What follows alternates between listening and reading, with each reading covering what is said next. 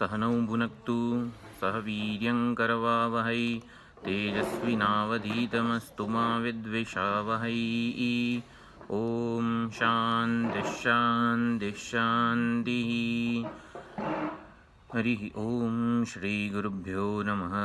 हरिः ॐ यो ब्रह्माणं विदधाति पूर्वं यो वै वेदांश्च प्रहिणोति तस्मै तं हदेवमात्मबुद्धिप्रकाशं मुमुक्षुर्वै शरणमहं प्रपद्ये। ॐ शान्तिः शान्तिः शान्तिः। हरिः ॐ श्रीगुरुभ्यो नमः।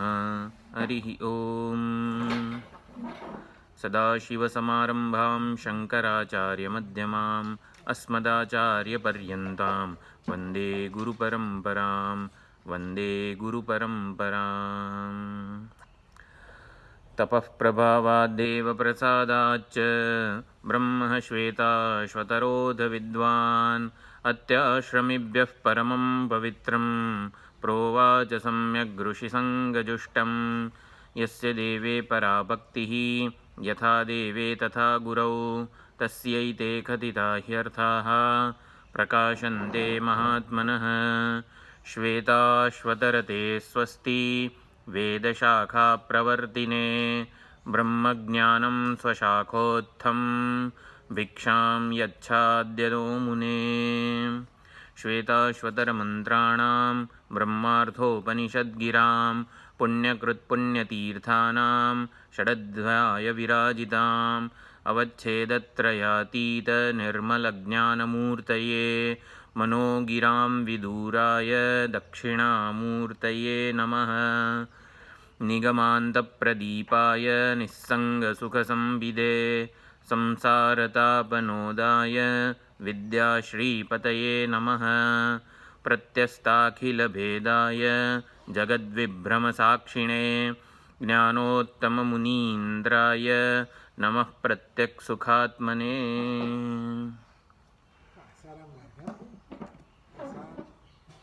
काले तो હતા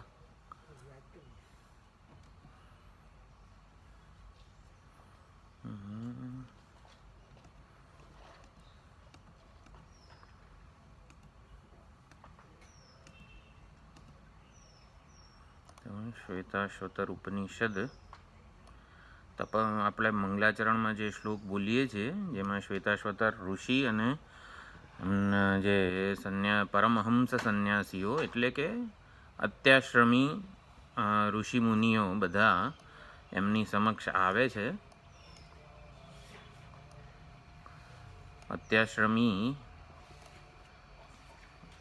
ઋષિસંઘ જુષ્ટમ ઋષિઓના સંઘથી સેવાયેલું, જુષ્ટમ એટલે સેવાયેલું. તો ઋષિઓના સંઘ જિજ્ઞાસુ વિરક્ત સંન્યાસીઓ વિવિધિષુ સંન્યાસીઓ છે બધા અને અત્યાશ્રમી કીધેલા છે આ મંગલાચરણમાં. તો શ્વેતાશ્વતર ઋષિએ જે બ્રહ્મજ્ઞાન તપના પ્રભાવથી અને તપ પ્રભાવાત દેવ પ્રસાદાચ એટલે કે ભગવાનના કૃપા પ્રસાદથી પ્રાપ્ત કરેલું એ જ્ઞાન હવે શ્વેતાશ્વતર ઋષિ બધાને જે અત્યાશ્રમી ઋષિઓ છે એમને આપે છે. અત્યાશ્રમી એટલે અત્યાશ્રમીનો શું અર્થ કરેલો છે?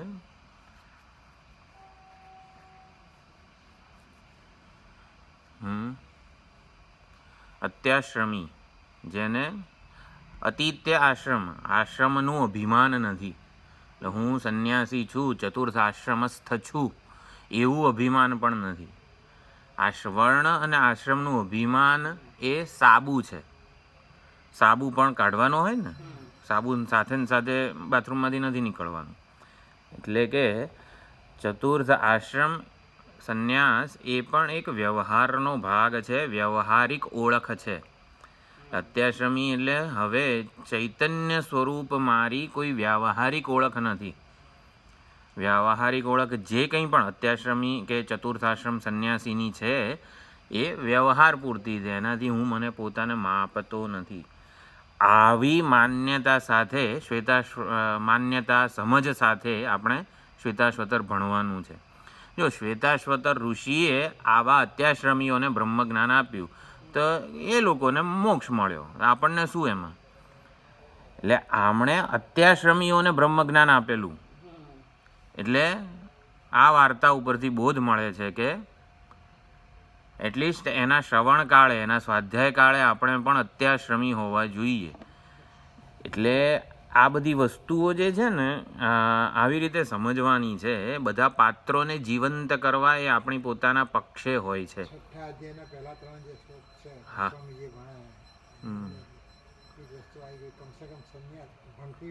સંન્યાસી થઈને જ સંન્યાસાત શ્રવણમ સંન્યસ્ય શ્રવણમ કુર્યાત બંને પ્રકારના વાક્યો મળે છે. એટલી શ્રવણ કાળે સંન્યાસી થવું જોઈએ. ધ્યાનના વર્ગમાં પણ સ્વામીજી કહે છે હું સંન્યાસી છું, મેં બધા વેશનો ત્યાગ કરેલો છે વગેરે. એ વેશથી ઉપર ઉઠવું એ અત્યાશ્રમી કહેવાય.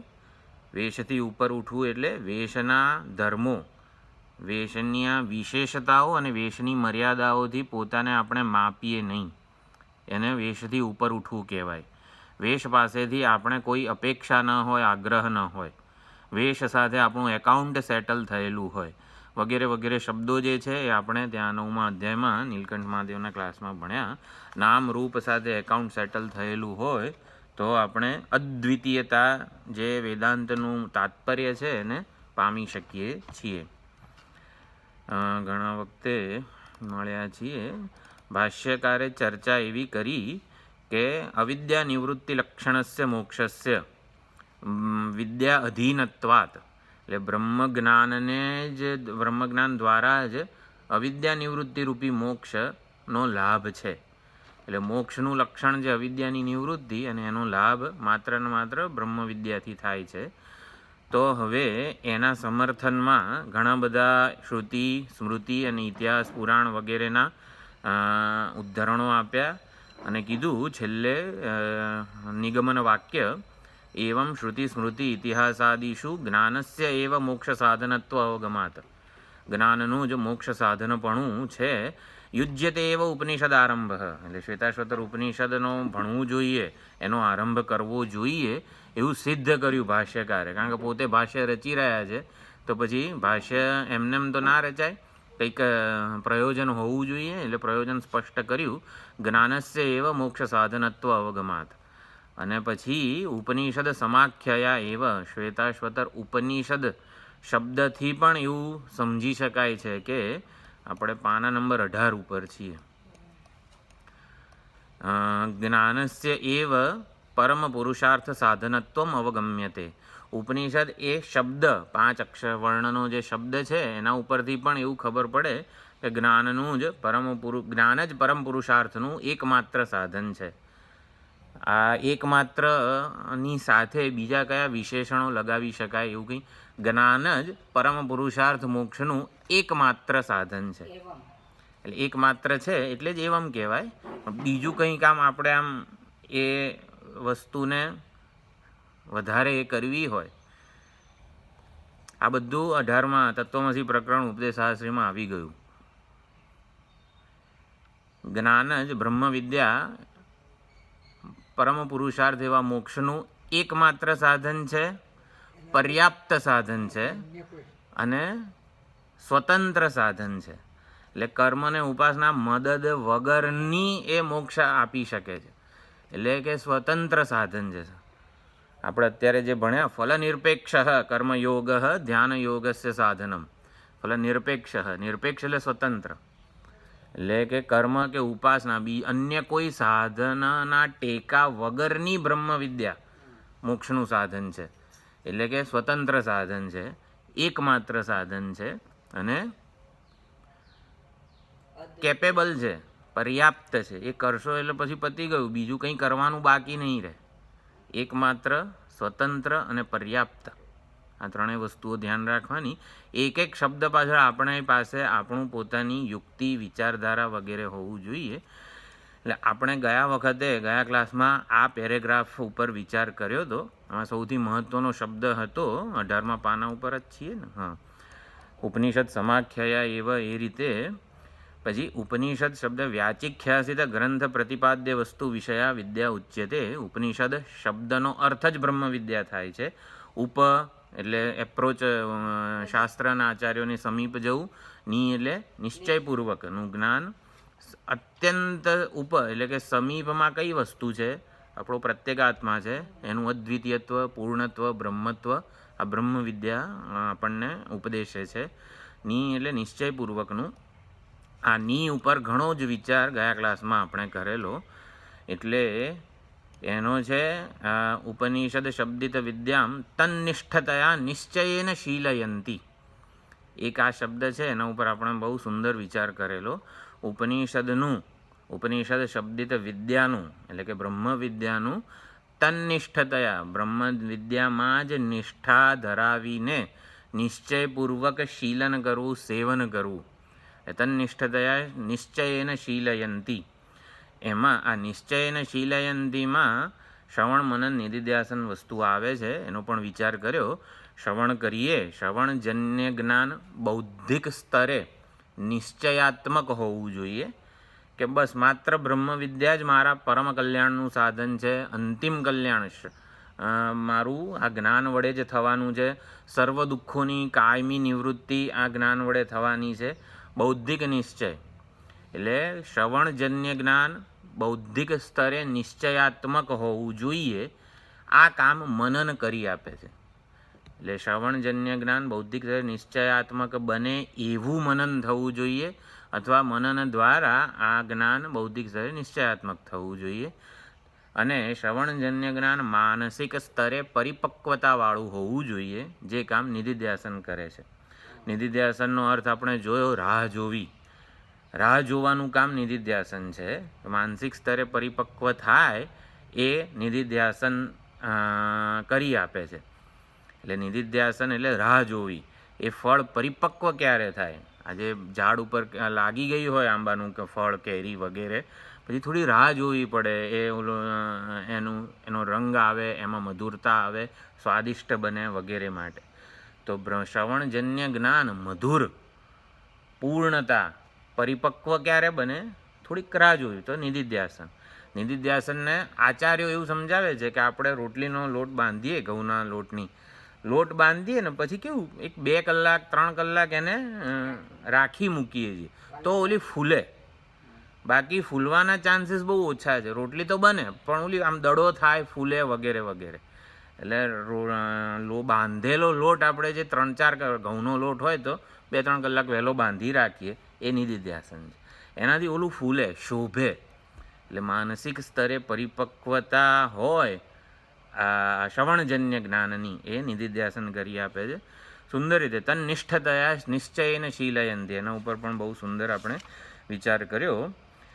તન્નિષ્ઠતયા નિશ્ચયને શીલયંતી એટલે બ્રહ્મ વિદ્યાને અનુરૂપ આપણું જીવન હોવું જોઈએ. હમણાં સ્વામીજી કહે છે સંન્યાસ એ જીવન રીતિ બનવી જોઈએ. સર્વ સંકલ્પોનો સંન્યાસ, આગ્રહોનો સંન્યાસ વગેરે એ જીવન રીતિ બનવી જોઈએ.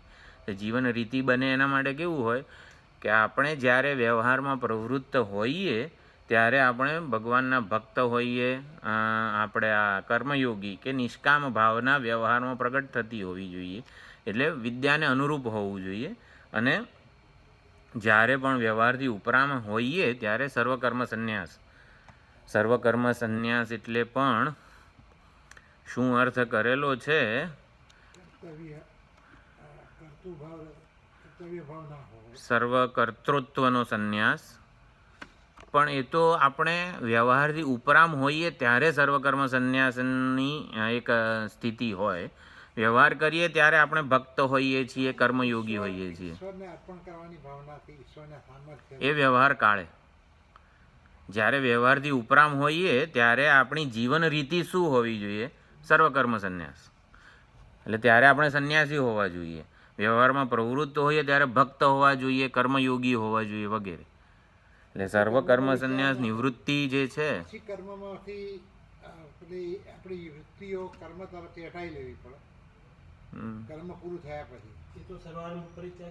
હા, એટલે આપણે એવું કહીએ છીએ તન્નિષ્ઠતયા નિશ્ચયેન શીલયંતી. બ્રહ્મ વિદ્યાને અનુરૂપ આપણી જીવન રીતિ હોવી જોઈએ.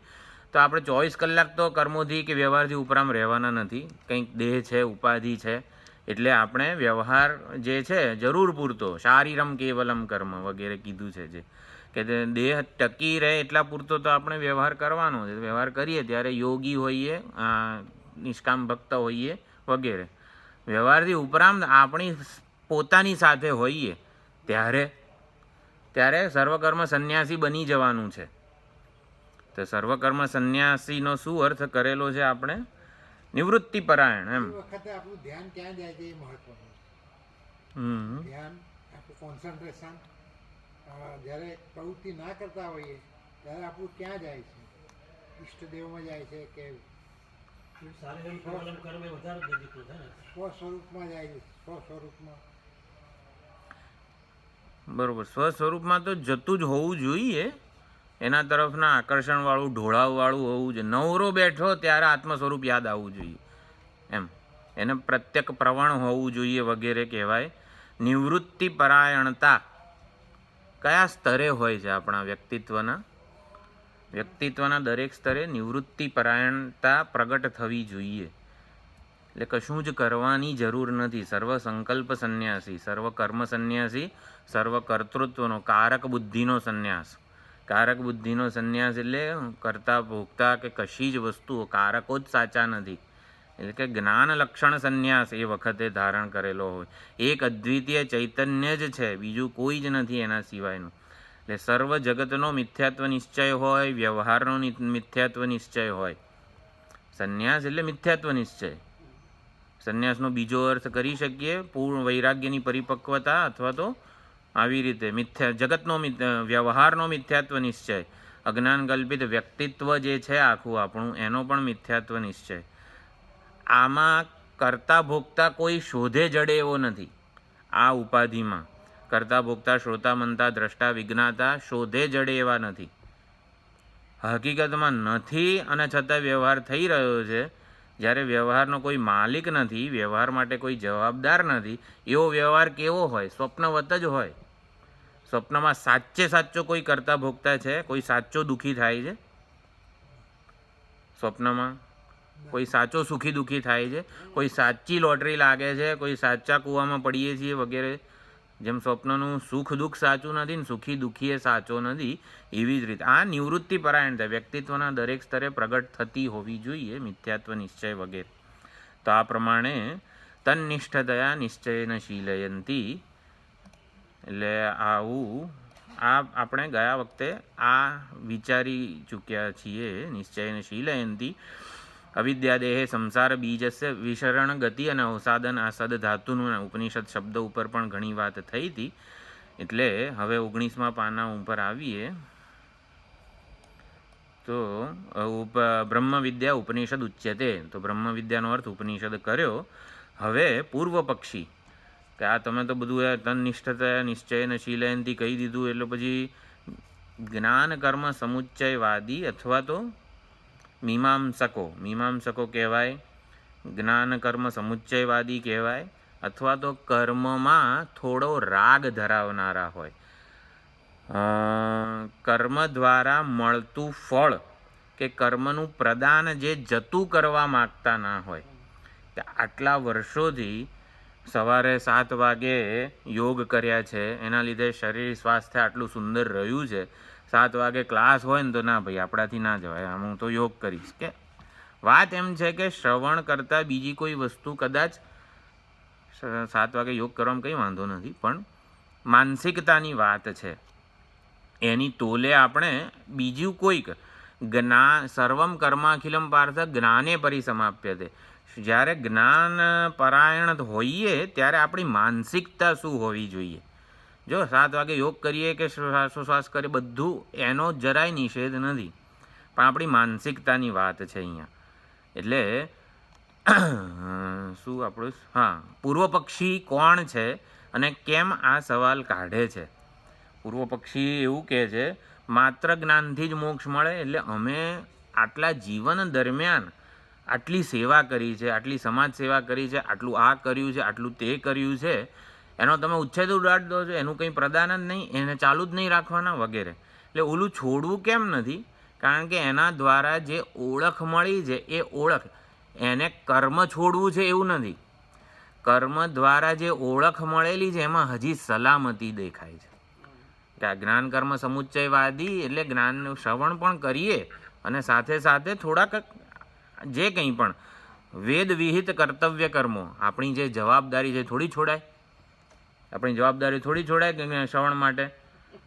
એટલે જવાબદારી છોડવી છે કેમ એને, અરે છોડવી કેમ નથી, જવાબદારીમાં એને કંઈ એ નથી, પણ જવાબદારીનું વહન કરવા દ્વારા જે એક વ્યાવહારિક ઓળખ મળી છે એમાં એને સલામતી દેખાય છે. એવું સમજવાનું છે આપણે. જ્ઞાન કર્મ સમુચ્ચયવાદી જે અભિપ્રાયથી પ્રશ્ન પૂછે છે, થોડુંક થોડુંક કર્મ રાખો ને જ્ઞાનમાં વગેરે વગેરે. એટલે કે જ્ઞાન કર્મ સમુચ્ચયવાદી કોને કહેવાય? સંન્યાસ લીધા વિના ઘરે બેસીને જેને મોક્ષ લેવો છે. ઘરે બેસવું એટલે શું? આપણે બધા ઘરે જ રહીએ છીએ, પણ છોડવાની તત્પરતા નથી. છોડવા માટે જે એ તો પ્રારંભ પ્રમાણે જે સંજોગો ઊભા થાય એ અલગ વાત છે. છોડવાની તત્પરતા હોવી જોઈએ. ઘર એટલે શું? એક વ્યાવહારિક ઓળખ. વ્યાવહારિક ઓળખ કરતાં વ્યાવહારિક સલામતી હું કહું છું.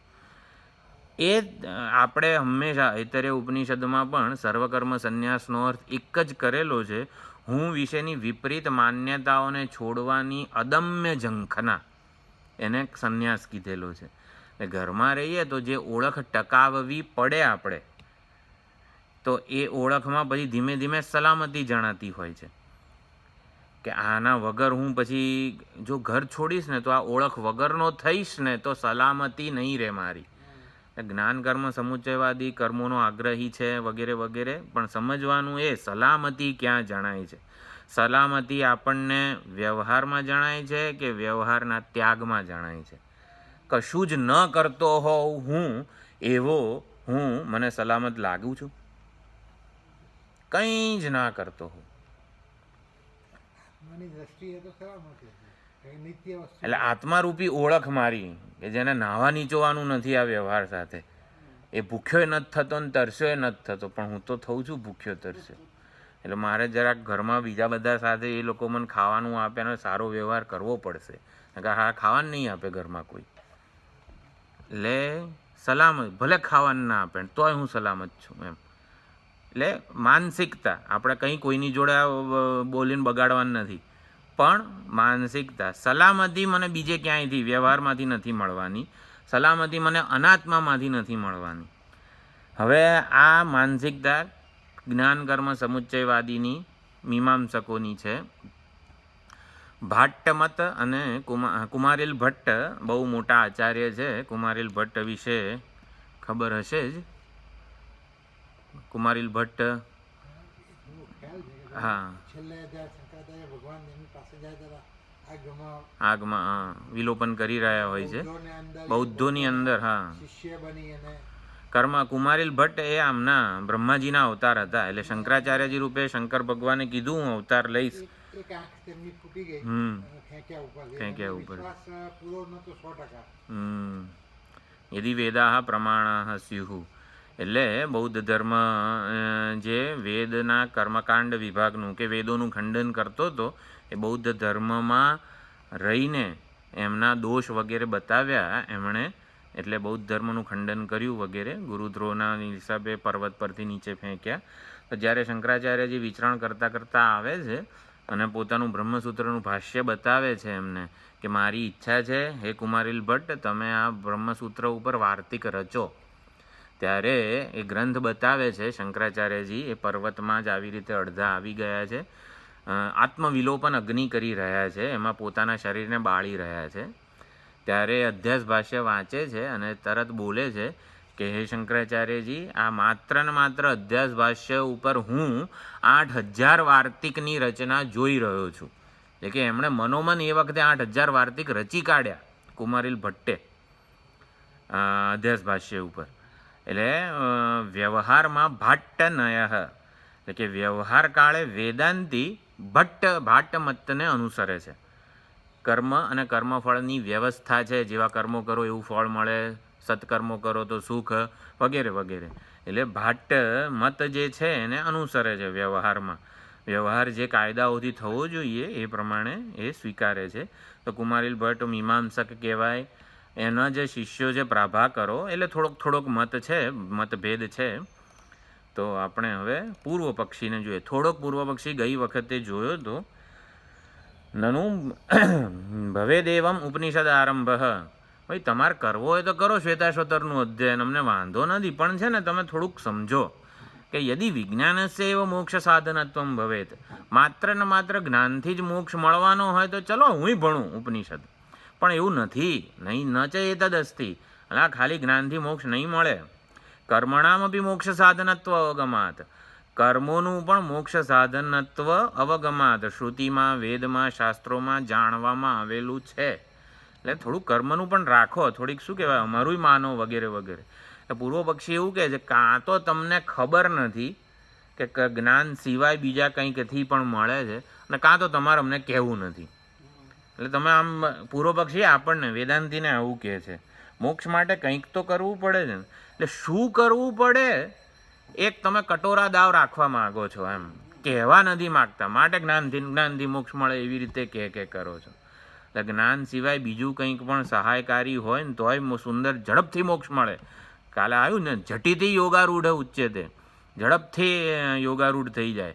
એમ જ્ઞાનની સાથે જો થોડુંક આવ્યું અમારા કર્તવ્ય કર્મો વેદ વિહિત, વેદના થોડાક કર્તવ્યો કરીશું ને તો ઝડપથી મોક્ષ મળશે. આ જ જન્મમાં મોક્ષ મળી જશે, બીજા જન્મની રાહ. કેવું સુંદર લાગે આપણને આ દલીલ. એટલે આ માનસિકતા એવી છે કે કશુંક કરવાથી કશુંક મળે, મફતમાં કશું ના મળે. એમ બેઠા બેઠા વિચાર કરીએ હું આત્મા છું વગેરે વગેરે, એનાથી કંઈ થાય નહીં. આત્મજ્ઞાન કે મોક્ષ ના મળે. સુખ પ્રાપ્ત કરવા માટે કંઈક તો કરવું જ પડે. તો વેદાંતિ હાથ પાડે ને, સુખ પ્રાપ્ત કરવા માટે કંઈક તો કરવું જ પડશે ને, એમને એમ તો નહીં થાય. સુખ પ્રાપ્ત કરવું હોય ને તો કશું કરવું જ પડે. કર્મો કે ઉપાસનાઓ જ સાધન છે. આપણા માટે સુખ પ્રાપ્તવ્ય નથી, સુખ જ્ઞાતવ્ય છે. એટલે સુખ બહારથી પ્રાપ્ત, બહાર જગતમાંથી મેળવવાનો વિષય જ નથી. સુખ અંદરથી આવિર્ભૂત કરવાનો વિષય છે. એટલે અંતર્મુખતાને સુખ કહેવાય, આંતરિક પરિપક્વતાને સુખ કહેવાય, આંતરિક સ્વસ્થતાને સુખ કહેવાય, આંતરિક સંતોષ વગેરે બધાને સુખ કહેવાય. બહારથી જે આવે ને એને સુખ ના કહેવાય. એ સુખનો આભાસ છે, સુખનું મિથ્યા દેખાવ માત્ર છે. તો આ પ્રમાણે પૂર્વ પક્ષીને આપણે જોઈએ. એટલે પૂર્વ પક્ષી હવે કર્મથી પણ મોક્ષ, મોક્ષ એટલે અમરતા, અમૃતત્વ, તો એ પ્રાપ્ત થાય એવા શાસ્ત્રના જ થોડા વાક્યો ઉદ્ધૃત કરે છે. અપામ સોમમ અમૃતાહ અભૂમ,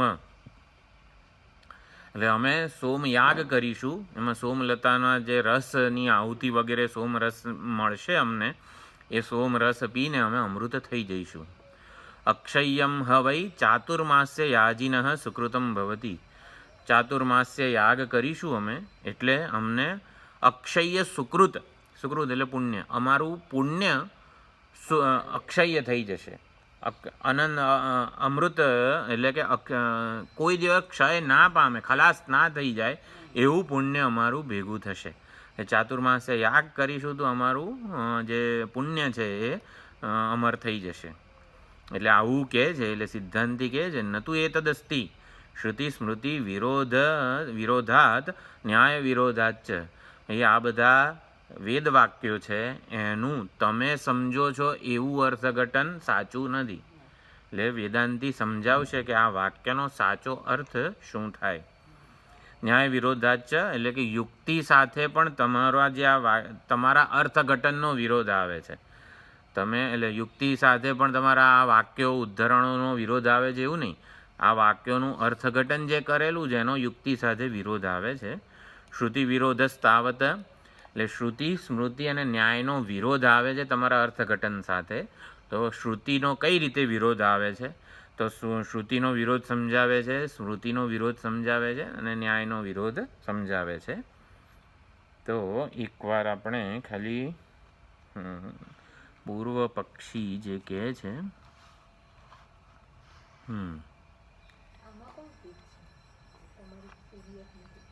19 એ તો આનું આમાં 419 નંબરનું છે. આ તો શાંકર ભાષ્ય નથી, પણ ઉપનિષદ મંત્ર, એક શ્વેતાશ્વતર ઉપનિષદનું ભાષ્ય, શાંકર ભાષ્ય લખેલું હશે. એ ખાલી મંત્ર છે. તો ભવેદ, હા, શું હતું? કર્મણામ શ્રુતિ વિરોધ તાવત. એટલે વેદાંતિ કહેવા માંગે છે કે કર્મ કરતા રહીશું તો એનાથી આત્યંતિક કલ્યાણ, એટલે કલ્યાણનો અવધિ, એનાથી વધારે નિરતિશય કલ્યાણ, એનાથી વધારે કલ્યાણ ન હોય છે. એનો આ કર્મ જે છે ને હેતુ નથી. આત્યંતિક કલ્યાણનું સાધન કર્મ નથી. એટલે એક સ્ટેજ એવું આવે જ્યારે કર્મ છોડી દેવું પડે અને આત્યંતિક કલ્યાણનું જે સાધન છે એ પકડવું પડે. વેદાંતિ એવું સમજાવે છે. કર્મો, હા, અગ્નિ જે છે ખીચડીને પછી બાળી કાઢે, એટલે અગ્નિને બંધ કરવો પડે. તો કર્મ જે છે, આપણે કર્તવ્ય કર્મો ચાલુ રાખવાનું કહે છે મીમાંસકો. કર્તવ્ય કર્મ એટલે વર્ણાશ્રમ ધર્મ. આપણો વર્ણ અને આશ્રમ ધર્મ એ વેદ દ્વારા એની આજ્ઞા થયેલી છે. વેદ દ્વારા, સાક્ષાત ભગવાન દ્વારા એની આજ્ઞા થઈ છે. એટલે જે વેદે પ્રિસ્ક્રાઇબ્ડ કરેલો હોય, આદેશ આપેલો હોય, એને આપણે છોડવો ના જોઈએ. કારણ કે વેદે આપણને કીધું છે, ભગવાને આજ્ઞા આપી છે, એટલે એને છોડવું ના જોઈએ. એટલે વેદાંતિ એને એ સમજાવે છે કે વેદ વિહિત કર્તવ્ય કર્મો ચાલુ રાખીશું તો આપણી ઉપાધિ મહાન બનશે. પણ એ ઉપાધિ ગમે તેવી મહાન હોય ને અનિત્ય જ હશે. ગમે તેવી ઉપાધિ પ્રાપ્ત થશે મહાન, પણ એ અનિત્ય જ હશે. અને ઔપાધિક મહાનતા એ મોક્ષ નથી. ઉપાધિના સ્તરની ગમે તેવી ઉત્કૃષ્ટતા હોય એ મોક્ષ નથી. મોક્ષ એ બિનશરતી મુક્તિ છે. કોઈક ઉપાધિની મહાનતા, એટલે કોઈ સંદર્ભ, નિરપેક્ષ મહાનતાને મોક્ષ કીધેલું છે. નિરપેક્ષ મહાનતા એટલે જે મહાનતા કોઈક સાધનથી, પ્રયત્નથી, પુરુષાર્થથી પ્રાપ્ત કરેલી ન હોય. કારણ કે પુરુષાર્થ સમાપ્ત થાય દેશકાળમાં તો એ મહાનતા જતી રહે. હા, એટલે ઉપાધિના સંદર્ભ હોય જેમાં, એવી કોઈ મહાનતાને મોક્ષ નથી કીધો. અને વેદ વિહિત કર્તવ્ય કર્મો કરતા રહીશું, યોગ બુદ્ધિથી કરીએ તો એ આગળ આવશે. એકચ્યુઅલી આ જે કોટેશન્સ છે ને એમાં આ વસ્તુની આવશે. વેદાંતિ તો એવું જ માને છે. કર્તવ્ય કર્મો એટલે પંચમહાયજ્ઞો કહેવાય, અથવા તો વેદે આપણને કરવાના કીધા છે. ભાઈ, આ દેહ ધારણ કરે, દેહાભિમાની વ્યક્તિએ જે કરવાના હોય ને, કે જેથી એનું કલ્યાણ થાય, એને કર્તવ્ય કીધેલું છે. પછી એનાથી શું મળશે એવું પૂછવાનું ના હોય. આ દેહ છે, દેહને હું માનો છો તો આટલું કરવું પડશે. દેહને હું માનીને બેસી નહીં રહેવાય, કંઈક કરવું પડશે. એટલે દેહને હું માનો છો તો પછી તમારે આટલું કરવું. આને વેદ વિહિત કર્તવ્યો જે છે એ કરવાનું ચાલુ રાખીશું તો પછી ઉપાધિ મહાન બનશે. પણ ઔપાધિક મહાનતા એ મોક્ષ નથી. ઉપાધિ સાથેના તાદાત્મ્યથી મુક્તિને મોક્ષ કીધેલો છે. ઔપાધિક મહાનતામાં તો ઉપાધિ સાથેનું સઘન તાદાત્મ્ય છે. તાદાત્મ્યમાંથી મુક્તિ, તાદાત્મ્ય અભિમાનથી મુક્તિને મોક્ષ કીધેલો છે. કર્મથી આ અભિમાન છૂટવાનું નથી. તો કર્મથી ઉપાધિ સાથેનું અભિમાન ચાલુ રહેવાનું છે. કર્તવ્ય કર્મો કરતા રહીશું ત્યાં સુધી હું ઋષિ છું એવું અભિમાન ચાલુ જ રહેશે. એટલે અભિમાન, ઉપાધિ સાથેના તાદાત્મ્યમાંથી મુક્તિ મેળવવાની છે, એને મોક્ષ કીધેલો છે. એટલે મુમુક્ષુએ શું કરવાનું છે? ઉપાધિ મહાન બનાવવાની નથી, પરંતુ જે ઉપાધિ પૂર્વેના કર્મોથી પ્રાપ્ત છે એની સાથેનું તાદાત્મ્ય તોડવાનું છે. એટલા માટે કર્મો છોડવા પડે છે. એટલે આ પ્રમાણે વેદાંતિ સમજાવે છે. ધન પ્રાપ્ત કરવાનું કર્મ કરીએ ત્યારે હું ધનવાન છું એવું અભિમાન વધે છે. એટલે કે કોઈ પણ કર્મ કરીએ એ આમાં હુંમાં વિશેષતા ઉમેરે છે. કંઈક હું વિશેમાં એક પીછું ઉમેરે છે. કર્મ કરવાથી હુંની જે ઓળખ છે એમાં પીછા ઉમેરવાનું ચાલુ રહે છે. એટલે તપ કરીએ ને તો હું તપસ્વી છું એવું પીછું ઉમેરાય. એકાદશી કરીએ તો હું દર એકાદશીએ અનાજ નથી ખાતો એવું પીછું ઉમેરાય. વસ્તુ કેવી છે? હું વિશેનો ખ્યાલ એકાદશીએ દૂર કર્યો કે હું દેહાભિમાની છું. જો આ બધી છે નિંદા નથી જરા એકાદશી વગેરેની, પરંતુ વેદાંત કઈ હદે આપણા હુંને માન્યતાઓથી મુક્ત કરાવવા માગે છે. આપણે અનાત્માના સ્તરે જે કરવાનું હોય એ વ્યવહારના નિયમો છે, એકાદશી ઉપવાસ વગેરે જે કંઈ પણ એમ. એટલે એ તો વ્યવહારના નિયમો પ્રમાણે કરવાના જ છે, કારણ કે અનાત્માને પણ આપણે અનાત્માને એટલે કે દેહ ઉપાધિ વગેરેને મનને બુદ્ધિને આપણે શુદ્ધ સાત્વિક ભક્ત બનાવવાની છે. એટલે એકાદશી વગેરે જે કરતા હોય એ કરવાનું જ છે. વેદાંતી તો જે સમજની વાત કરે છે એની વાત છે અહીંયા. એ તપ કરીએ ને તો હું તપસ્વી છું એવું કર્મ ચાલુ રાખે છે, એટલે પીછું ઉમેરતો જાય છે કર્મ આપણામાં. વેદાંતીના પીછાનો વિરોધ છે, એના તપ સાથે કોઈ વિરોધ નથી, એકાદશી ઉપવાસ સાથે કોઈ વિરોધ નથી. દર પૂનમે આપણે ક્યાંક ચાલવા વૈષ્ણવદેવી ચાલવા જઈએ. હું કોલેજમાં હતો ત્યારે ઘણા 2-3 મિત્રો એવા હતા કે દર પૂનમે વૈષ્ણવદેવી છે આપણું સરખેજ ગાંધીનગર, ત્યાં ચાલતા જાય. સારી વાત છે. કોલેજ કાળમાં આવી રીતે કોઈક દર પૂનમે વૈષ્ણવદેવી ચાલવા જાય, બહુ સારું છે. ઘણી બધી પૂનમે આપણે ડાકોર ચાલતા જઈએ, અંબાજી ચાલતા જઈએ, ભાદરવી પૂનમે, બધી વાત સુંદર જ છે. આ તો ખાલી ઓલું જે પીછું ઉમેરાય છે એની વાત છે. એટલે મોક્ષ એ નિર્વિશેષ વસ્તુ છે. જો અહીંયા વેદાંતી કયા સ્તરે મીમાંસકને જવાબ આપે છે એ સમજવાની વસ્તુ છે. મોક્ષ એ નિર્વિશેષ વસ્તુ છે, અને કર્મો જે છે ને એ સર્વ વિશેષતા ચાલુ રાખનારી વસ્તુ છે. એટલે વિશેષતા વિભક્તતા. એટલે હું એકાદશી કરું કે દર પૂનમે ચાલવા જાઉં, તો જે દર પૂનમે ચાલવા ના જતા હોય એના કરતાં હું જુદો થયો ને. એટલે કંઈક વિશેષતા છે મારામાં, હું બીજા કરતાં થોડોક જુદો છું, કંઈક મહાન છું કે જે હોય. એટલે હુંને એ વધારે ને વધારે સંકુચિત બનાવે છે, કોઈ પણ કર્મ હોય.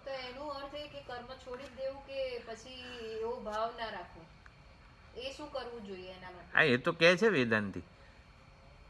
કર્મ દ્વારા જે ઓળખ બને છે ને એમાં સલામતી ના હોવી જોઈએ. એટલે કે હું દર પૂનમે ચાલતો જતો હોઉં તો દર પૂનમે ચાલતા ન જરા હારા ઊંઘી રહે છે એ લોકો કરતા તો સારો ને. એટલે આ ઓળખમાં આપણને વધારે વિશેષતા કે સુખ કે સલામતી દેખાય નહીં. શેના માટે ચાલવા જઉં છું? એટલે હું વિશેની ઓળખને પીછા ઉમેરવા માટે નહીં, પણ ઓલાની ભક્તિ માટે જઉં છું એમ. ભગવાનને પ્રસન્ન ભાવ જ બદલ. દર પૂનમે જવાનું જ છે વેદાંતીએ ચાલતા, પણ ભાવ કયો હોવો જોઈએ? હું વિશેને કોઈક પીછું ઉમેરવાનું નથી મારે તો ઉલટાનું અત્યંત સરળ બનવાનું છે. બધાની સાથે રહેવાનું છે, સાથે સબકા સાથ સબકા વિકાસ. એટલે કે સમન્વય કયા સ્તરે વેદાંતી સૂચવે છે. બધું એક જ છે અને બધું સમાન છે, એટલે વેદાંતી કયા સ્તરે એકતા કે સમાનતા કહે છે. શું કહેતા હતા તમે? એટલે આપણે સ્વાભાવિક એવું થાય કે 5 વખત ડાકોર ચાલતા ગયા તેમ થાય 5 આખી જિંદગી બધા આગળ કહીએ આપણે, ધારો કે એમ. એટલે કહેવાનું, હું તો કહું છું કહીએ, આ બહુ સારી વસ્તુ છે. કહેવામાં કંઈ વાંધો નથી ને ઓલું, પણ એનાથી સત્કર્મો કરવાના જ છે. પણ સત્કર્મોનું અભિમાન છે ને વેદાંતી નથી રાખતો. હા, એટલા માટે જ ગ્રુપ ડિસ્કશન કરવાનું છે. બધાએ ભેગા થઈને એકબીજાની મર્યાદાઓ છે ને એને ઓબ્જેક્ટિવ બનાવવાની છે. અત્યારે મારી મર્યાદા મારા માટે સબ્જેક્ટિવ છે, પરંતુ મારો મિત્ર જે હશે સાથે ભણનારા એ મારી મર્યાદાને ઓબ્જેક્ટિવ બનાવી શકશે. મેં બહુ ભાર મૂકેલો છે ગ્રુપ ડિસ્કશન ઉપર, હજી પણ મૂકતો રહીશ. આપણી મર્યાદાઓ અને વિશેષતાઓ ગ્રુપ ડિસ્કશનથી ઓબ્જેક્ટિવ બને છે, એવું છે. એટલે ભેગા થઈને કંઈક તો કરવું પડે. આપણે એવું માનીએ છીએ ગ્રુપ ડિસ્કશન એટલે જાણે કે આવું આમ શું કીધું તું આ, એવું નથી. એમ અત્યારે જે ચર્ચા થઈ રહી છે એ વસ્તુ અગત્યની છે. હા, ચાલો. એટલે વેદાંતી કયા લેવલે મીમાંસકને જવાબ આપે છે? વિદ્યાર્થી કે મોક્ષ મુમુક્ષુ જે છે એ સર્વ વિશેષતાઓ મુમુક્ષુ માટે વેદાંત જે વિદ્યા પ્રિસ્ક્રાઇબ્ડ કરે છે બ્રહ્મ વિદ્યા વગેરે એ સર્વ વિશેષતાઓ સાથેનો સંબંધ છોડાવે છે. બધી વિશેષતાઓ સાથેનો સંબંધ. સંબંધ એટલે હું ને નિર્વિશેષ હાવ અક્કલ વગરનો કે નકામું બનાવી દે છે. હુંમાં કંઈક વિશેષતા હશે તો એ બધા જોડે વ્યવહાર કરશે ને. નહીં, વિશેષતાઓમાં આપણને જે અભિમાન છે ને એ અભિમાન છોડાવે છે. વિશેષતાઓ તો બધી વ્યવહારિક ઉપાધિમાં રહેલી જ છે. એટલે વિશેષતાઓ સાથેનો સંબંધ. હું આ શરીર જ નથી તો શરીરની વિશેષતાઓ કે મર્યાદાઓ સાથે મારે શું સંબંધ હોય એમ. એટલે એ પ્રકારની વસ્તુ છે. પૂરું થયું. 1 મિનિટ.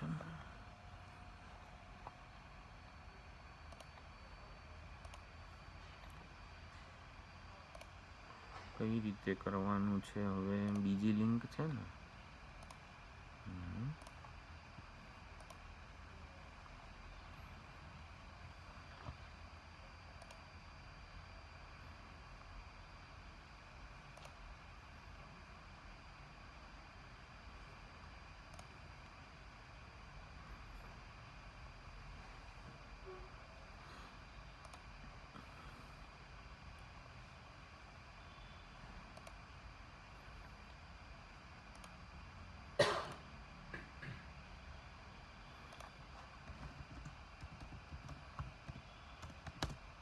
Second meeting.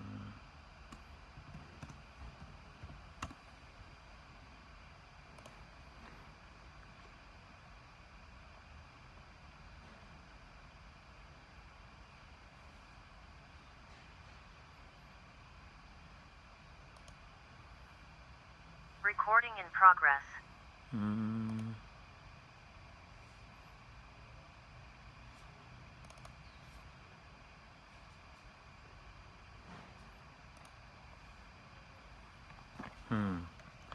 એટલે કર્મો કરવાથી કર્તૃત્વ ભોક્તૃત્વ વગેરે બધું ચાલુ જ રહેવાનું છે. જ્ઞાનથી એટલે જ્ઞાનના અભાવે, બ્રહ્મ વિદ્યાના અભાવે કર્મો આપણા કર્તૃત્વ ભોક્તૃત્વને મઠારે છે. જ્ઞાનના અભાવે એકલા કર્મો જેને કહેવામાં આવે છે એ કર્તૃત્વ ભોક્તૃત્વને મઠારે છે. એટલે આપણું સંસાર ભ્રમણ વગેરે ચાલુ જ રહે છે. એટલે હવે આ બધી ચર્ચા વેદાંતી એને જવાબ આપે છે. હવે તો શ્રુતિ વિરોધ તાવત, તો શ્રુતિનો વિરોધ જે છે એ બતાવે છે. શું પૂર્વ પક્ષીએ કીધું હતું કે અમે સોમરસ સોમયાગ કરીશું, અમૃત બની જઈશું, અને ચાતુર્માસે યાગ કરીશું તો અમારું પુણ્ય અખૂટ થઈ જશે, અખૂટ પુણ્ય પ્રાપ્ત થશે. હવે આ બેનું અર્થઘટન સાચું શું છે એ પણ વેદાંતી સમજાવે છે, અને આની પાછળનો જે ભાવ છે એ પણ બતાવે છે. તદ્યથા ઇહ કર્મજિતો લોક ક્ષીયતે એવમ એવ અમૂત્ર પુણ્યજિતો લોક અપી ક્ષીયતે. તો આ દહરાકાશમાં આવી રીતે આવે છે આ વસ્તુ. કર્મથી અર્જિત થયેલો લોક એટલે કર્મ દ્વારા પ્રાપ્ત થયેલું લોક એટલે ફળ. લોક્યતે અનુભૂયંતે ઇતિ લોક. તો કર્મ દ્વારા પ્રાપ્ત થયેલું જે ફળ છે એ ક્ષીણ પામવાના સ્વભાવવાળું છે, અક્ષય રહેતું જ નથી કોઈ દિવસ.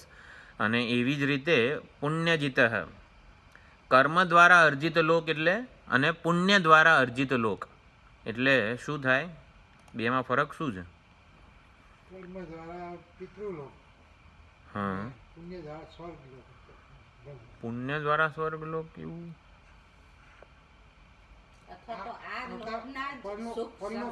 પુણ્ય દ્વારા પરલોક, સારો પરલોક પ્રાપ્ત થાય. પરલોકમાં શરીર સારું, સ્વાસ્થ્ય પ્રાપ્ત, સુખ પુણ્યના પૂર્વક. કર્મ દ્વારા જે કંઈ પણ આપણને ફળ પ્રાપ્ત થાય એ પણ અનિત્ય છે, અને પુણ્ય દ્વારા જે કંઈ પણ, પુણ્ય દ્વારા અર્જિત જે કંઈ પણ છે, આમ કર્મ દ્વારા પ્રાપ્ત થાય અને પુણ્ય દ્વારા પ્રાપ્ત થાય. એટલે આમ બેમાં ફરક. કર્મ ઉપાસના અને જે કર્મથી પિતૃલોક પ્રાપ્ત થાય. કર્મ દ્વારા પિતૃલોકનું સુખ પ્રાપ્ત થાય. બરોબર છે. પિતૃલોક એટલે સ્વર્ગલોક. ઉપાસનાથી બ્રહ્મલોક સુધીની. પણ આમાં ઉપાસના નથી કીધું, પુણ્યજીત લખ્યું છે ને. ઉપાસના એવું કંઈ કીધું નથી. પુણ્યથી સારી સુખાકારી મળે, એથી એ ટેમ્પરરી જ મળે. પુણ્ય ને પાપ બધું આવી જાય. બરોબર, એવું કંઈ આત્મામાં તો નથી પુણ્ય કે નથી, એને સ્પર્શતા નથી. એને કાંઈ કોઈ અવયવ જ નથી, નથી. નિરવયવ છે, નથી મન, નથી બુદ્ધિ, એટલે કોઈ કર્મ કરવાને લાયક જ નથી. કર્મ કરવા ઈચ્છે ને કરી શકે એવી સામર્થ્ય જ નથી, જરૂરિયાત બી નથી. એટલે જે ચીજ ઉપાધિક જ છે, પાપ પુણ્ય કરો કે ઉપાસના કરો. આ લોકમાં આપણને જે સુખ પ્રાપ્ત થાય છે એ કર્મનું ફળ છે. આ લોકમાં આપણને જે કંઈ પણ પુણ્ય નામની કરન્સી છે. અમેરિકામાં જઈએ તો ડોલર ઉત્કૃષ્ટ ઉપાધિ હોય. પુણ્યલોક એટલે પુણ્યો ભેગા થાય ત્યારે આપણી ઉપાધિ ઉત્કૃષ્ટ બને. આપણને વગર સંસ્કૃત ભણે રૂપો આવડતા હોય, કેટલું સારું કહેવાય. પુણ્ય હોય તો આવડે. એટલે પુણ્ય દ્વારા પ્રાપ્ત થયેલી ઉપાધિ એમ.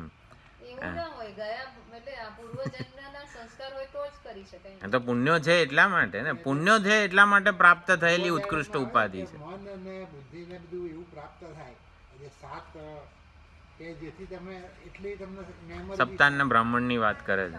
મેમરી બી સાફ હોય તમારી, સમજ શક્તિ. શું કહો છો તમે? ઉદાહરણ આપ્યું એ અમંતિકાબેનનું મેં વોલ્યુમ તો ફૂલ કરેલો છે. હા બરોબર. એટલે તમારા જેવો ડાઉટ સુધાબેન કહે છે એમ. પુણ્ય દ્વારા પ્રાપ્ત થયેલો લોક એટલે કર્મ દ્વારા જે પ્રાપ્ત થાય એ પણ ક્ષયિષ્ણુ જ છે. બરાબર. આપણે બહુ કર્મને ધન સાથે સરખાવો. બહુ ધન ભેગું કર્યું ને અમેરિકા ગયા એમ, એટલે એવી રીતે પછી ક્યાં સુધી અમેરિકા રહેવા દે, તો ધન હોય ત્યાં સુધી. એવી રીતે પુણ્ય દ્વારા પ્રાપ્ત થયેલું, પુણ્ય દ્વારા આપણે શું પ્રાપ્ત કર્યું હોય, ઉત્કૃષ્ટ ઉપાધિ પ્રાપ્ત કરેલી હોય એમ. પુણ્યો ભેગા થાય ને તો ઉપાધિ ઉત્કૃષ્ટ સુખ ભોગવવા મળે. ઉત્કૃષ્ટ સુખ એટલે ડુક્કર પણ સુખી હોય, પણ એ ગંદકીમાં સુખી હોય, કાદવ કિચડમાં સુખી હોય. અને માણસ સુખી હોય તો એને જરાક સારું ખાવા પીવાથી માંડીને ફરવા રહેવાનું બધું સુખ હોય એમ. એટલે ઉત્કૃષ્ટ સુખ ભોગવી શકાય એવી ઉપાધિ એ પુણ્યનું ફળ છે. આપણે રામા કેટલી વાર ગોખ્યા હોઈશું? 10 વાર તો ગોખ્યા હોઈશું ને.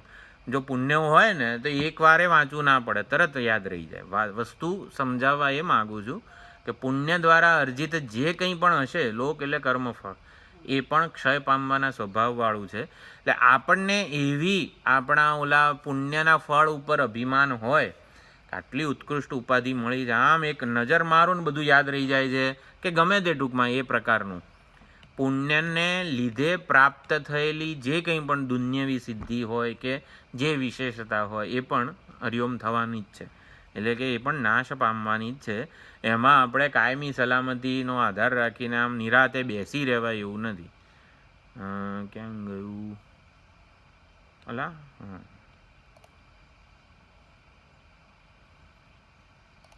શેરિંગ કેમ ગયું નથી?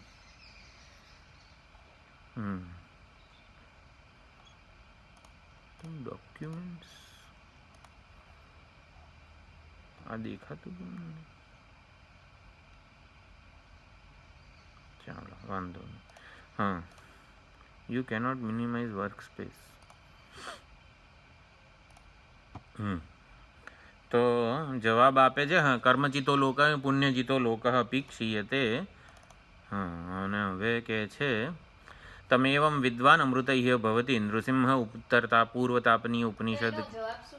શું હા આવશે ને? હજી તો શ્રુતિનો વિરોધ શું તમે જે કીધું કે સોમરસ પીને અક્ષય થઈ જઈશું ને અમૃત થઈ જઈશું, ચાતુર્માસે યાગ કરીને અમરતા મળી જશે, કર્મ દ્વારા જ પ્રાપ્ત થયેલું છે ને, તો એ ક્ષીણ પામવાનું જ છે. એટલે તમે જે શ્રુતિ લાવ્યા એનો વિરોધ કરનારી અમારી પાસે તો સેંકડો શ્રુતિઓ છે, એવું અત્યારે ભાષ્યકાર કહી રહ્યા છે. તમ એવમ વિદ્વાન, તમ આત્માનમ એવમ વિદ્વાન, એટલે કે આત્માને જાણીને જ અમરતા મળે છે. ન અન્ય પંથા વિદ્યતે અયનાય મોક્ષાય, મોક્ષ માટે જ્ઞાન સિવાય બીજો કોઈ માર્ગ નથી. ન કર્મણા ન પ્રજયા ધનેન ત્યાગેન એકે અમૃતત્વ માનસુઃ. કંઈક કરવાથી, ન કર્મણા ન પ્રજયા, એટલે કે કંઈક ઉપાધિના સ્તરે કશુંક કરવાથી કે ઉપાધિના સ્તરની કોઈક વિશેષતાઓ, પ્રજા એટલે કે આપણો વંશ વિસ્તારથી માંડીને જે કંઈ પણ હોય, આપણને ના આવડતું હોય પણ આપણા પૌત્રને બધું આવડતું હોય તો આપણને અમરતા મળી ગઈ એવું જાણે કે આપણને લાગે. એવું નહીં, એટલે કે ન પ્રજયા ધનેન ધનથી પણ નહીં, બધી જ ઉપાધિ સાધના તાદાત્મ્ય ત્યાગથી અમરતાને પ્રાપ્ત થયેલા છે. ત્યાગ એટલે સંન્યાસ, સંન્યાસ એટલે ત્યાગ. આ બધી જ વસ્તુઓ છૂટી, ઉપાધિ સાથેનું તાદાત્મ્ય આપણે હંમેશા આમ તોડવાનું, દેહાભિમાન છોડવાનું છે ને આ કરવાનું છે ને આમ ત્યાગ કે આ બધી વસ્તુ આમ છોડવાનું છે, ઉપાધિ સાથેનું તાદાત્મ્ય આમ કરવાનું છે ને તેમ કરવાનું છે એવું જ લાગે આપણને, પણ આ બધી વસ્તુઓ છૂટી જાય.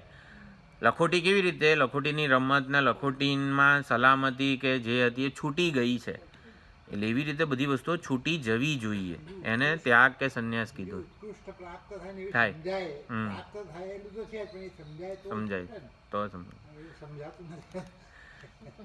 એ જ કહું છું, ઓલો યાદ કરાવે બીજો કે જો આ આપણા માટે મહત્વનું છે. ગ્રુપ ડિસ્કશન બહુ મહત્વનું છે.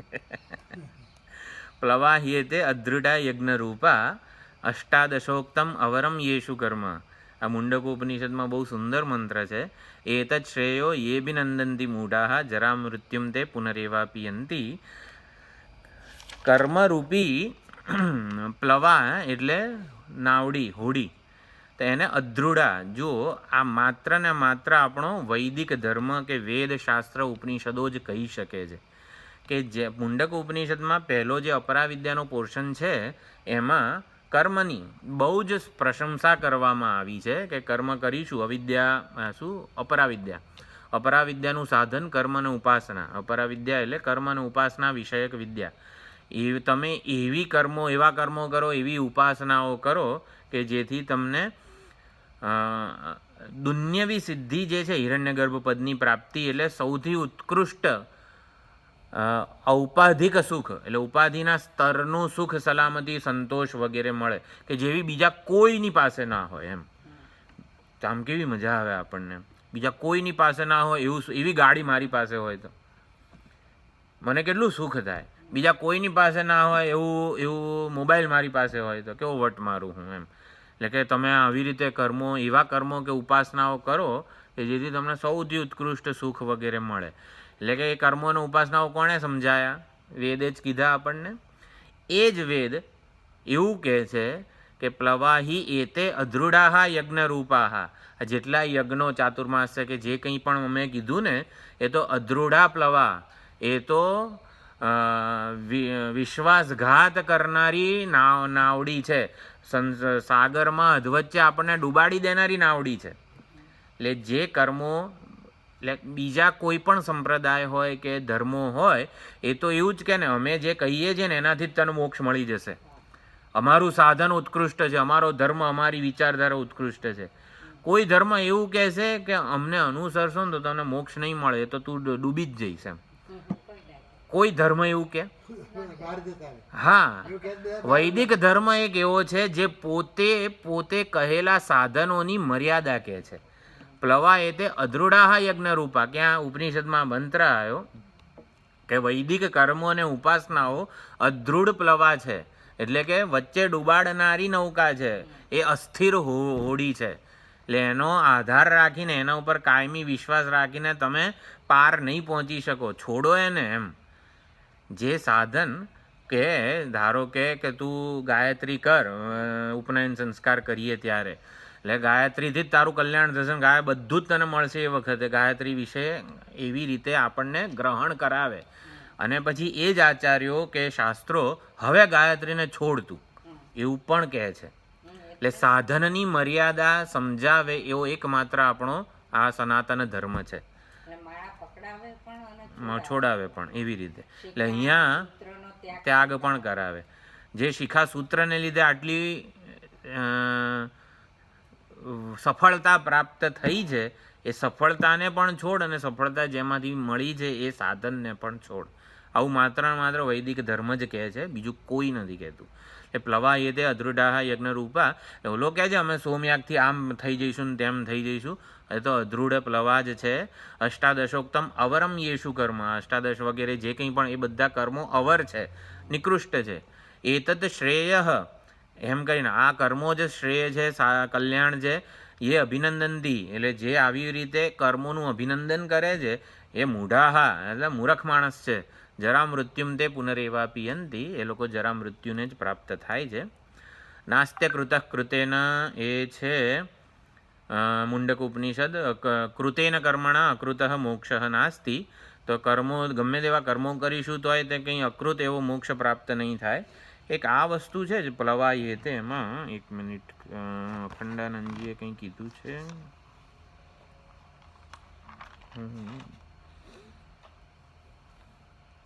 અખંડાનંદજી હા એટલે એનું તાત્પર્ય પ્રગટ કરેલું છે ખરું. જુઓ પૂર્વ પક્ષીએ જે 2 કોટેશન કીધા હતા કે અપામ સોમ અમૃતા ભૂમ એટલે સોમ યાગ કરીશું, સોમ રસ પીશું અને અમૃત થઈ જઈશું, અને ચાતુર્માસે યાગ કરીશું તો અમારું સુકૃત અક્ષય થઈ જશે. આ 2 છે એનું અર્થઘટન વેદાંતી શું કરે છે. ચાતુર્માસ્ય યાગ, ચાતુર્માસ્ય પ્રકરણ છે આખું વેદમાં કર્મકાંડ વિભાગમાં. એમાં કહ્યું છે હે મર્ત્ય જીવ, પ્રજા રૂપે તારી સંતતિ ચાલુ રહે ને એ જ તારી અમરતા છે. ગૃહસ્થોને એવું કહેવામાં આવે કે તારી પ્રજા તારા સંતાનો, સંતતિ સંતાનને જ સંતતિ કહેવામાં આવે છે. એટલે તારી પ્રજા એના પુત્ર પૌત્ર પ્રપૌત્ર વગેરે વગેરે એટલે બધા ચાલુ જ રહે હંમેશા. એને શું કહેવાય છે, ઉચ્છેદ ન આવે. સંતતિમાં ઉચ્છેદ ન આવે એ જ તારી અમરતા છે. એટલે ચાતુર્માસ્ય યાગ કરીએ ને તો આપણી જે સંતતિ હોય એમાં ઉચ્છેદ ના આવે. એટલે એ રીતે તું અમર થઈ જઈશ એમ એવું કહે છે. તારો વંશ વેલો ચાલુ જ રહેશે. અને એટલે તારા સુકૃત કે પુણ્યો જે છે અક્ષય, કારણ કે બીજી જે સંતતિ આવવાની છે એ પણ ચાતુર્માસ્ય યાગ ચાલુ જ રાખશે. એમ કરીને તારા પુણ્યો અક્ષય થઈ જશે એમ. એટલે 4 માસ યાગ કરવાથી જે ચાતુર્માસ્ય યાગ છે, જે 4 ચતુર્માસ આવે છે એ વખતે અમુક યાગ કરવાનો હોય તો એ યાગ કરવાથી એવા સંસ્કાર જન્મશે મનમાં. કર્મો કરીએ ને એટલે એના સંસ્કાર છાપ જન્મે. તો જે હંમેશા એ ચાતુર્માસ્ય યાગ કરવાથી આપણા મનમાં એવા સંસ્કાર જન્મશે કે હંમેશા પુણ્ય કર્મો જ થાય, પછી પાપ થશે જ નહીં. એટલે આવી રીતનું. એટલે એ લોકો કહે છે કે સુકૃતમ અક્ષયમ ભવતી, કે તમારું સુકૃત જે છે ને એ અક્ષય થઈ જશે. આને આપણે એવું સમજવાનું કે શ્રાવણ માસમાં જો આપણે રુદ્રાભિષેક કરીશું ને તો અક્ષય પુણ્ય પ્રાપ્ત થશે. એટલે એવું કરીએ, એવું કહીએ આપણે તો જે કંઈ મહાન શિવભક્ત નથી એ રુદ્રાભિષેક તો કરશે. એટલે એવું કહીએ કે શ્રાવણ માસમાં રુદ્રાભિષેકનું અક્ષય પુણ્ય છે. આવું સાંભળીને જે સામાન્ય એ શું કરશે, એટલી શ્રાવણ માસમાં તો કરશે રુદ્રાભિષેક. 1 મહિનાના શિવભક્તિના રુદ્રાભિષેકના સંસ્કાર એનામાં પડશે. અને જે પછી હેડો ને હવે શ્રાવણ મહિનો કર્યો છે તો બીજો અધિક મહિનો એ કરવું, એટલે ટૂંકમાં આખું વર્ષ રુદ્રાભિષેક કરવું. એટલે જેને એક સંસ્કાર પડ્યા શ્રાવણ મહિનામાં રુદ્રાભિષેકના એ પછી આખું વર્ષ કરશે. એટલે એમ કહીને આવી રીતે એને આખું વર્ષ શિવભક્તિ કે ભગવાન સાથે જોડી આપવા માટે એવું કીધું કે શ્રાવણ મહિનામાં જે રુદ્રાભિષેક કરશે ને એને અક્ષય પુણ્ય પ્રાપ્ત થશે. એટલે એ બહાને ટૂંકમાં એ દિવસે તો કરે. ઓલું શું શિવરાત્રિના દિવસે જે શિવ 4 પ્રહરની પૂજા કરશે ને એ અમર થઈ જાય. એટલે શિવરાત્રિના દિવસે એટલીસ્ટ 4 પ્રહર કરે તો પછી શ્રાવણ મહિનામાં કરે અને પછી દર વખતે કરે એમ કરીને. ચાતુર્માસ્ય યાગનું સુકૃત અક્ષય છે એટલે હંમેશા એ સત્કર્મો કર્યા કરે, પુણ્ય મળવાનું ચાલુ રહે. એટલે આમ જેવું કહેવાય કે ભાઈ આમ જે શિબિરો ભરે છે, જે ક્લાસ કરે છે એને અમરતા મળે છે. તેમ કરીને માણસ શિબિરમાં કે ક્લાસમાં તો આવે આવી રીતે. એટલે જુઓ વેદાંતિ અર્થઘટન કેવું સમજાવે છે મીમાંસકને. એટલે આ પ્રમાણે વેદાંતિએ અર્થઘટન સમજાવ્યું. બીજું શું હતું? હા, અધ્રુડા યજ્ઞ રૂપા એ આગળ આવે છે બીજું કંઈ. હા, ત્યાગીના કર્મોદય. હા, બહુ સુંદર વસ્તુ છે. શું છે? જરા મૃત્યુમ એતદ શ્રેયો એભિનંદનથી મૂઢા જરા મૃત્યુમ તે પુનરેવા પિયંતી. જન્મ અને મૃત્યુને પ્રાપ્ત થાય છે. એટલે વેદોક્ત ધર્મને અનુસરનારા જે છે એને ન છોડનારા સંસાર ચક્રમાં જ અનુસરે છે. જરા મૃત્યુમ તે પુનરેવા પિયંતી. એટલે વૈદિક વેદ વિહિત કર્તવ્ય કર્મો કરનારો પણ સંસાર ધર્મને જ અનુસરે છે. સંસાર ચક્રમાં જ એ ફસાયેલો રહે છે. એટલે આવું માત્ર ને માત્ર આપણો સનાતન વૈદિક ધર્મ જ કહી શકે. પોતાએ જે સાધન બતાવ્યું છે એની મર્યાદા પણ જાહેર કરે છે. એટલે એમ દ્વારા એ કહે છે કે અમે અમારા દ્વારા પ્રિસ્ક્રાઇબ્ડ સાધનો છે ને એની છોડાવવાની જવાબદારી પણ અમારી છે. એટલે એ પ્રમાણે એટલે અહીંયા હકીકતમાં અધ્રુડા પ્લવા કહીને વૈદિક કર્મો કે ઉપાસનાઓની નિંદા નથી કરેલી, પરંતુ એ વૈદિક કર્મો અને ઉપાસનાઓ એ ટોપિક હવે આવે છે જો અવ્યવસાયાત્મિકા બુદ્ધિપૂર્વક કે આના દ્વારા આ મેળવીશ વગેરે, હું કરતા ભોગતા છું એવી સમજને અવ્યવસાયાત્મિકા બુદ્ધિ કીધેલી છે. હું આ ચાતુર્માસે યાગ કરનારો છું અને એનું પુણ્યનું ફળ મને મળવું જોઈએ, એટલે કે હું કરતા ભોગતા છું એ સમજને અવ્યવસાયાત્મિકા બુદ્ધિ કીધી છે. વ્યવસાયાત્મિકા બુદ્ધિ કોને કીધી છે? વ્યવસાયાત્મિકા બુદ્ધિ નિશ્ચય થઈ જાય કે હું આ કરતા આ ભોગતા જ સ્વરૂપ છું. નિશ્ચયાત્મક બુદ્ધિ. સરસ, બરોબર. વ્યવસાય એટલે નિશ્ચય, પણ એટલે એ આ કરતા આ ભોગતા છું સ્વરૂપથી. ભગવાન ભલે કરે, ઇન્દ્રિયોમાં વર્તે, ગુણની અંદર કાર્ય કરે છે, હું કરતો નથી. હા, બહુ શાખા હિનંતાશ્ચ એષા તે વિહિતા સાંખ્યે બુદ્ધિર્યોગે ત્વિમામ શૃણુ. અર્જુન, મેં તને અત્યાર સુધી કીધી એ સાંખ્ય બુદ્ધિ હતી, અને હવે હું તને યોગ બુદ્ધિ કહીશ. એમાં પછી વ્યવસાયાત્મિકા બુદ્ધિના શ્લોકો છે. જો આપણે જે ભગવદ્ ગીતાની બુક નથી કાઢી પહેલા 3 અધ્યાયની, એમાં કનૈયાનું બધાનું ચિત્ર છે. એમાં ડાબી બાજુએ વ્યવસાયાત્મિકા અને અવ્યવસાયાત્મિકા એના લગભગ 15-20 જેટલો તફાવત આપેલો છે કે વ્યવસાયાત્મિકા બુદ્ધિ કોને કહેવાય અને અવ્યવસાયાત્મિકા બુદ્ધિ કોને કહેવાય. વ્યવસાયાત્મિકા બુદ્ધિ એટલે સાંખ્ય બુદ્ધિ અને યોગ બુદ્ધિ બંને. એટલે હું કરતા ભોગતા છું એવી બુદ્ધિ તો અવ્યવસાયાત્મિકા છે, પરંતુ હું કરતા ભોગતા છું એવી લાગણી હોય જ્યારે, ત્યારે પણ વ્યવસાયાત્મિકા બુદ્ધિ હોઈ શકે છે. આ યોગ બુદ્ધિ ક્યાં ગયું? આપણે ભગવદ્ ગીતા ને ગીતા ભાષ્ય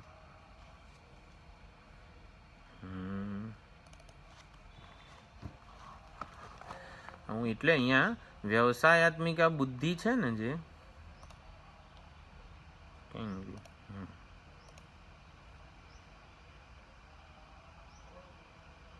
એટલે યોગ બુદ્ધિ એટલે કે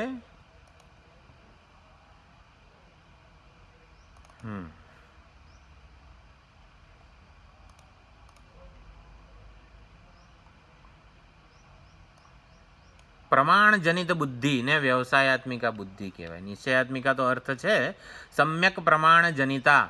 આ શંકરાચાર્યજીના ભાષ્યના શબ્દો છે. સમ્યક પ્રમાણજનિતા બુદ્ધિ. એટલે હું કરતા ભોગતા છું એમાં કોઈ પ્રમાણ છે ખરું? કોણે કીધું હું કરતા ભોગતા છું? કર્તૃત્વ ભોક્તૃત્વ આપણી માન્યતા છે. માની લીધેલું છે કે હું આ શરીર છું, માની લીધું છે કે આ કર્મ મેં કર્યું. કોઈ દિવસ આપણે એને પડકાર્યું છે ખરું? એટલે કે એની સત્યતાને ચકાસી છે ખરું? હું ખરેખરો કરતા ભોગતા છું ખરો? એમ પડકાર એટલે પ્રમાણ નથી. પ્રમાણની કસોટીએ અવ્યવસાયાત્મિકા બુદ્ધિની માન્યતા છે એ ખરી પડે છે. એટલે સમ્યક પ્રમાણ જનિતા બુદ્ધિ વ્યવસાયાત્મિકા બુદ્ધિ. કોણે કીધું હું કર્મયોગી છું, ભક્ત છું, સાત્વિક કરતા છું વગેરે? ભાઈ વેદે કીધેલું છે, એટલે આપણે કંઈ ટેન્શન નહીં એમ. એટલે કે કર્મયોગ અને જ્ઞાનયોગ રૂપી બુદ્ધિ છે એ વ્યવસાયાત્મિકા બુદ્ધિ છે. ઈચ્છાની નિવૃત્તિ કે ત્યાગ એ સુખ છે વગેરે બધા સમીકરણો વ્યવસાયાત્મિકા બુદ્ધિ આપે છે. શ્રુતિ, યુક્તિ અને અનુભૂતિથી સમર્થિત એનું સમર્થન છે આ વ્યવસાયાત્મિકા બુદ્ધિને વગેરે. આ સુંદર આખી ભેદ સમજાવેલો છે વ્યવસાયાત્મિકા બુદ્ધિ અને અવ્યવસાયાત્મિકા બુદ્ધિ. તો વૈદિક કર્મો ઉપાસનાઓ જેને પ્લવા, અધ્રુડા વગેરે કીધું, એ જો અવ્યવસાયાત્મિકા બુદ્ધિપૂર્વક થાય ને તો જ અધ્રુડા છે. વ્યવસાયાત્મિકા બુદ્ધિપૂર્વક થાય તો એ આપણને પાર ઉતારવામાં મદદરૂપ છે. એ અર્થ આગળ કહેશે. બરાબર, એટલે ક્યાં ગયું?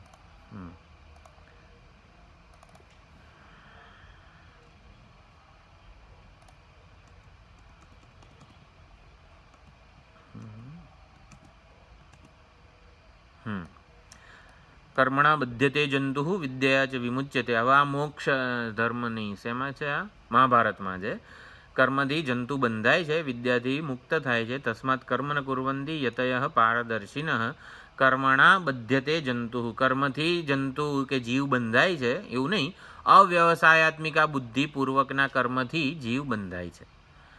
બરાબર, એટલે વ્યવસાયાત્મિકા બુદ્ધિથી જીવ મુક્ત થાય છે. આપણે એવું સમજવાનું. બહુ ફેમસ વાક્ય છે મહાભારતનું, જ્યાં ને ત્યાં કોટ થતું હોય છે.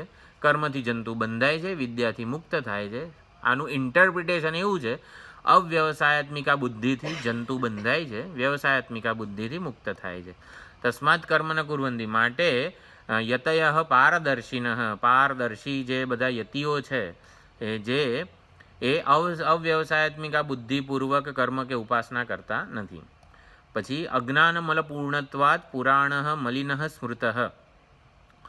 આ જીવનું અહીંયા વર્ણન કરેલું છે. જીવ જે છે ને એ અજ્ઞાનરૂપી મળથી, અજ્ઞાન કામ અવિદ્યા કામ કર્મ રૂપી ગ્રંથિથી યુક્ત છે.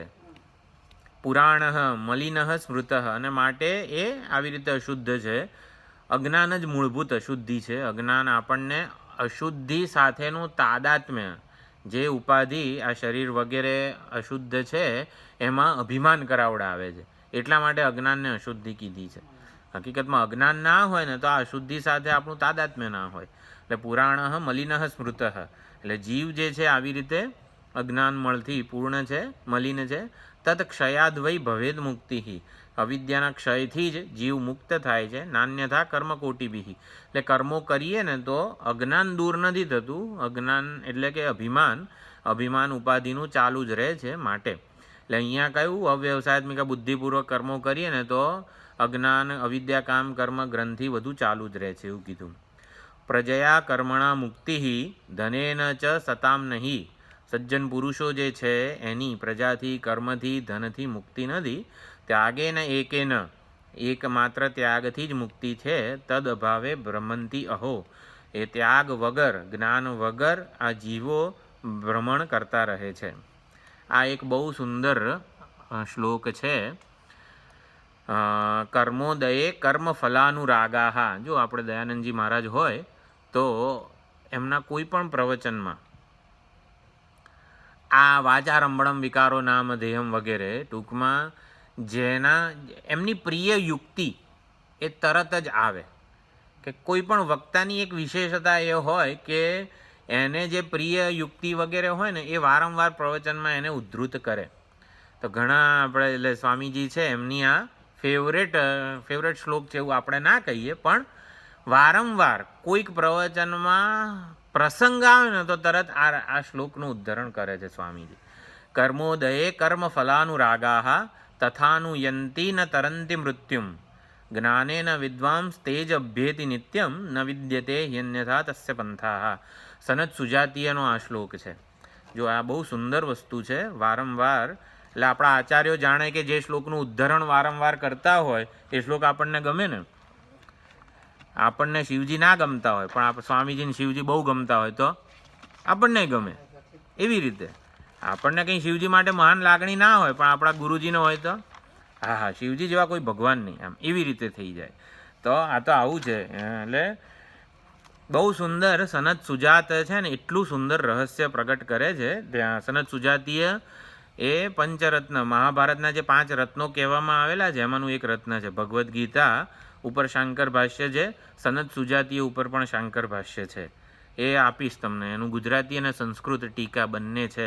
નીલકંઠીએ ટીકા પણ લખી છે શાંકર ભાષ્ય ઉપર, પુસ્તક છે, બધાને આપીશ. એટલે આ શ્વેતાશ્વતર જો ના લીધું હોત ને તો આપણે સનત સુજાતીય લીધું હોત.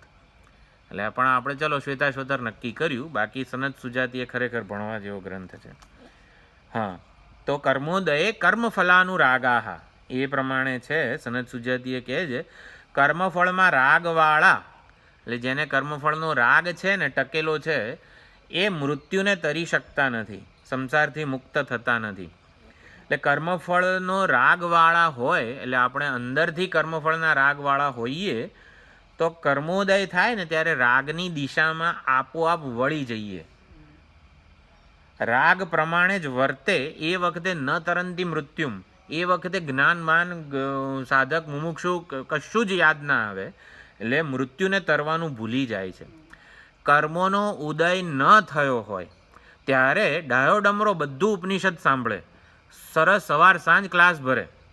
કર્મોનો ઉદય ના થયો હોય ત્યારે એના જેવો કોઈ જિજ્ઞાસુ ના લાગે આપણને, એના જેવો કોઈ વિરક્ત ના લાગે. દાડામાં એક જ વાર જમે, એ પણ મીઠું મરચું વગરનું ખાય, વગેરે વગેરે. એટલે ટૂંકમાં કર્મોનો ઉદય ના થયો ત્યારે લાગે કે આને તો આ જ જન્મમાં મોક્ષ મેળવવો છે. બરાબર? એટલે કર્મોનો ઉદય પ્રારબ્ધ અનુકૂળ હોય ને ત્યાં સુધી એવું લાગે કે આને આ જ જન્મમાં જ્ઞાનનિષ્ઠ થવું છે. પણ કોઈક પાછળના કર્મોનો ઉદય થાય ત્યારે એ આ બ્રહ્મવિદ્યા અને મોક્ષને બધું ભૂલી જાય, કર્મફળના રાગવાળો થઈ બેસે અને એ પ્રમાણે વર્તે. આપણે ડાયા ડમરા લાગતા હોઈએ, આમ બહુ જ્ઞાનની ચર્ચા કરતા હોઈએ તો ચાલો એ પ્રમાણે હશે, પણ પછી કર્મફળનો ઉદય થાય ત્યારે આ માણસ શું વર્તન કરે છે, કે ક્યાં જાય છે, ક્યાં આકર્ષણવાળો છે. એટલે મૃત્યુને તરવાનું ભૂલી જઈએ. એટલે મૃત્યુને તરવાનું ભૂલી જઈએ ને તો સમજવાનું કે કર્મફળના રાગવાળા હોઈશું. એટલે રાગ આપણને ખેંચી જાય છે એમ. બાકી તો કર્મોનો ઉદય થાય ને તો પણ આપણે મુમુક્ષા વૈરાગ્ય વગેરે સાચું હોય તો આપણે એને પકડી રાખીએ, રાગવાળી દિશામાં જઈએ નહીં, આપણને ખેંચી ના શકે કોઈ. એટલે અહીંયા એવી રીતે વિવેક કરેલો છે કે ત્યાં સુધી જે વિવેકને પકડી રાખે અને જીવન લક્ષ્ય પ્રત્યે સભાન હોય, કર્મોનો ઉદય ના થયો હોય ને ત્યારે વિવેકને પકડી રાખે. જેમ લોકલ ટ્રેનમાં ઓલું પકડી રાખે ને હાથો, એમ કર્મોનો ઉદય ના, બહુ ભીડભાડ ના હોય ને ત્યારે તો મસ્ત પકડી રાખે ઓલો લોકલ ટ્રેનનો ઓલો હેન્ડલ. પણ બહુ ભીડ આવી જાય બાપુ, આમ ફંગોળાઈ જાય ત્યારે ખબર પડે કે આને કર્મફળની રાગ હતી. એટલે રાગ ટૂંકમાં ખેંચી જાય ત્યારે વિવેકને પકડી ના રાખે. એટલે તરવાનું, ભાઈ મારે મૃત્યુને તરવાનું છે, આ દેહાભિમાન જ મૃત્યુ છે, એનાથી છૂટવાનું છે. એટલે મારું કોઈ વર્તન દેહાભિમાનપૂર્વકનું ન હોવું જોઈએ વગેરે. દેહાભિમાનપૂર્વકનું એટલે કે ભાઈ મને કારેલાનું શાક નહીં ભાવવાનું, કેમ? એટલે કે આપણા રાગ દ્વેષને અનુસરનારા થઈ જઈએ એમ. મૃત્યુને તરવાનું ભૂલી જઈએ એટલે રાગદ્વેષ અનુસાર આપણે વર્તન કરીએ એમ. એટલે જીવન લક્ષ્ય પ્રતિ સભાન આપણે રહીએ જો વિવેકને પકડી રાખીએ તો. એટલે જેવા કર્મોનો ઉદય થાય ને વિવેક છૂટી જાય તો પછી કર્મફળ પ્રત્યે આપણને રાગ છે ને એવું સમજવાનું. એટલે કર્મ કરતી વખતે જો યોગ ભાવના હશે તો કર્મફળમાં રાગ નહીં હોય. એટલે યોગ ભાવના આપણો કર્મફળનો રાગ જે છે ને એ નષ્ટ કરે છે. એટલે વિપરીત કર્મો કે પ્રારબ્ધ ઉદય પામે ને તો પણ આપણો વિવેક છૂટે નહીં. અત્યારે શું થાય છે, યોગ ભાવના વગર આપણે ધારો કે શ્રવણને એમાં પ્રવૃત્ત થઈ ગયા હોઈએ તો જ્યારે પ્રારબ્ધ એવું ઉદય પામે ત્યારે યોગ ભાવના ના હોય તો આપણું કર્મફળનો રાગ આપણને ખેંચી જાય. એટલે યોગ ભાવનાથી કર્મફળનો જે રાગ છે ને એ નષ્ટ થઈ જાય છે. માટે આપણે અહીંયા યોગ ભાવનાનું, વ્યવસાયાત્મિકા બુદ્ધિનું બહુ જ મહત્ત્વ છે. નિષ્કામ કર્મયોગનું. નિષ્કામ કર્મયોગ કરેલો હશે તો વિપરીત પ્રારબ્ધમાં ખોટી દિશા નહીં જવાય, ખોટા રસ્તે વળી નહીં જવાય. નિષ્કામ કર્મયોગ હશે તો કર્મફળનો રાગ કશું કરી નહીં શકે, આપણને સાચા માર્ગે ટકાવી રાખશે. આ પ્રમાણે સુંદર છે વસ્તુ. થોડી ચર્ચા હજી ચાલે છે, યુક્તિ અને અનુભૂતિ આપે છે. આપણે શ્રુતિઓની તો વાત જોઈ, આપણે મૂળ અહીંયા વેદાંતિક જે પૂર્વમીમાંસક હતો એને જવાબ આપી રહ્યા છે. કર્મોથી અક્ષય સુખ મળે વગેરે વગેરે. તો એ હવે આવતી વખતે જોઈશું. ઓમ પૂર્ણમદ પૂર્ણમિદમ પૂર્ણાત પૂર્ણમુદચ્યતે પૂર્ણસ્ય પૂર્ણમાદાય પૂર્ણમેવાવશિષ્યતે. ઓમ શાંતિ શાંતિ શાંતિ. હરિ ઓમ શ્રી ગુરુભ્યો નમઃ. હરિ ઓમ.